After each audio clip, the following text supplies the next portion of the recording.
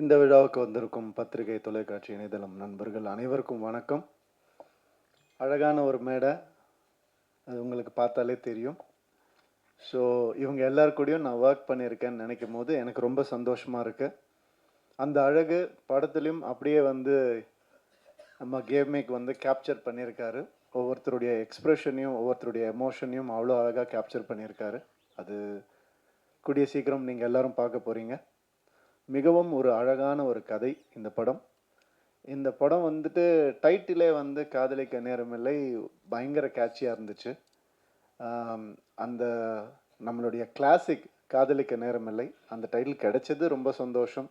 அதை எல்லாரும் அப்ரூவ் பண்ணது, இந்த கதைக்கு அது பொருந்துமான்னு நினைக்கும் போது அப்படியே அருமையாக பொருந்திருந்துச்சு. ஸோ அதுவே ஒரு பெரிய கிஃப்ட் எங்களுக்கு.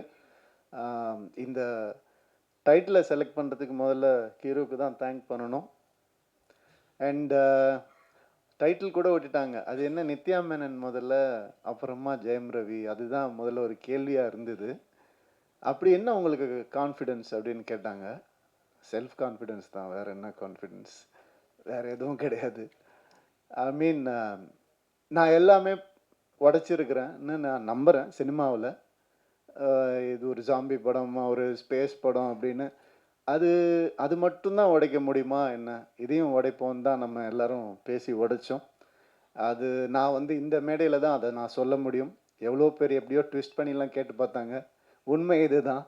அண்ட் இந்த ஒரு விஷயம் மாறி இருக்கு அப்படின்னு நினைக்கும் போது எனக்கு பர்சனலாக ஆஸ் அ ஹியூமனாக, ஆக்டர்லாம் விட்டுருங்க, ஆஸ் அ ஹியூமனாக எனக்கு ரொம்ப சந்தோஷமாக இருக்குது. இது வந்து நான் ஷாருக் கான் சார் கிட்டேருந்து தான் காப்பி அடித்தேன். அவர் தான் அவர் கம்பெனியில் முதல்ல ஹீரோயின் பேர் போடணும்னு ஆசைப்பட்டார். அதே மாதிரி நான் எப்போல்லாம் பெண் இயக்குனர்களோட நான் வந்து நடிக்கிறேனோ, அப்போ ஒர்க் பண்ணுறேனோ, அப்போ எல்லாம் இந்த மாதிரி பண்ணணும்னு நான் நினச்சிட்ருக்கேன். அதுக்கு சப்போர்ட் பண்ணவங்க எல்லாருக்கும், என் ஃபேன்ஸுக்கு எல்லாருக்குமே ரொம்ப ரொம்ப நன்றி. உண்மை என்னென்னா, இது ஒரு மாயையை பெண் ஆணுன்னு நம்ம கிரியேட் பண்ணி வச்சுருக்கோம். பெண் இல்லாமல் ஆணுக்கு அர்த்தம் இல்லை, ஆண் இல்லாமல் பெண்ணுக்கும் அர்த்தம் இல்லை. இதுதான் உண்மை. இதே மாதிரி தான் எல்லாமே. பிளாக் ஒயிட் எது எடுத்துக்கிட்டாலும் அந்த ஆப்போசிட் மீனிங் இருந்தால் மட்டும்தான் அது மீனிங்காகவே ஃபார்ம் ஆகும். ஸோ அந்த ஒரு வகையில் வந்துட்டு ரொம்ப நல்ல விஷயம் நடந்திருக்குன்னு நான் நினைக்கிறேன். அண்ட் எனக்கு இப்போது எல்லார் பற்றியும் பேசியிருக்கேன், நிறைய பேசியிருக்கேன். என்னை பற்றி கொஞ்சம் பேசலான்னு இன்றைக்கி ஒரு முடிவுக்கு வந்து இருக்கிறேன். யாரும் தப்பாக எடுத்துக்க வேண்டாம். இந்த நேரத்தை அதுக்கு யூஸ் பண்ணலான்னு. ஏன்னா என்னுடைய கெரியர்லேயோ லைஃப்லேயும் இது ஒரு முக்கியமான டைமாக நான் பார்க்குறேன். அதனால இந்த முடிவை நான் எடுத்தேன். அதுக்கு சப்போர்ட் பண்ணுவீங்க நம்புகிறேன். ஒரு தம்ஸ் அப் காமிச்சிங்கன்னா நல்லாயிருக்கும். Okay, thank you. Thank you sir. இந்த நிறைய அதான் அவங்க நம்ம உங்கள் பேர் தெரியல எனக்கு, சாரி. சப்னா சொன்ன மாதிரி வந்துட்டு வெற்றி வந்தாலும் தோல்வி வந்தாலும் ஒரே மாதிரி இருக்கேன் அப்படிங்கிறதுக்கு என்ன காரணம்னா, இப்போ நான் சொன்ன ஆண் பெண் தான். வெற்றி இல்லாமல் தோல்வியும் இல்லை, தோல்வி இல்லாமல் வெற்றியும் இல்லை. எனக்கு வந்துட்டு ஒரு 2014 இந்த மாதிரி கொஞ்சம் ஒரு தோல்வியான ஒரு டைம் இருந்தது. 3 வருஷம் ஒரே படம் பண்ணேன். அதுக்கப்புறம் என்னால் ஒரு இன்டர்வியூ கூட கொடுக்க முடியல. ஏன்னா ஒரு லுக் இருந்தது. அந்த ஒரு மாயையில் என்னை அப்படியே வச்சுருந்தாங்க. அதுக்கப்புறம் எனக்கு ஒரு மாதிரி கொஞ்சம் கஷ்டமாக இருந்தது. என்னடா இப்படி இருக்கேன்னு, படமும் சரியாக போகல, தோல்வி அடைஞ்சுது.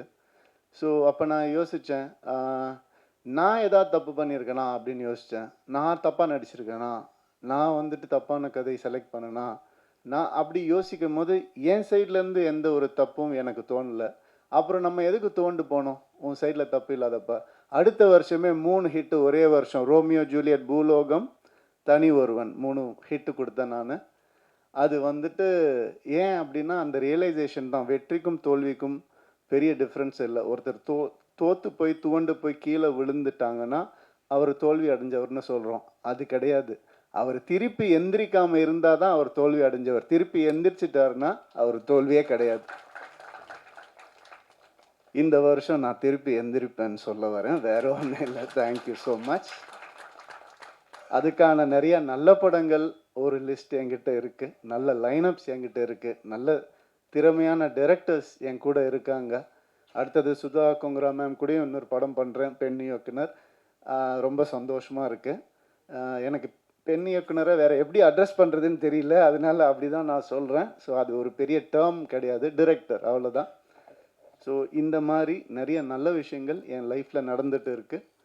ஒரு நல்ல மாற்றங்கள் நடந்துட்டு இருக்கு.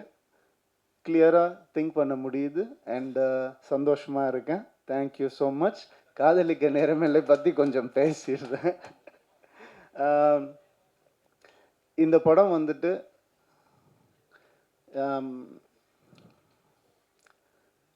பாலச்சந்தர் சார் எப்படி அவருடைய ஈரால நிறைய விஷயங்களை உடைச்சு புதுசாக எந்த நெருடலும் இல்லாமல் காமிச்சாரோ அந்த மாதிரி கிரு வந்துட்டு இந்த படத்தை ஆஸ் அ ஃபீமேலாக அவங்க பண்ணியிருக்காங்க.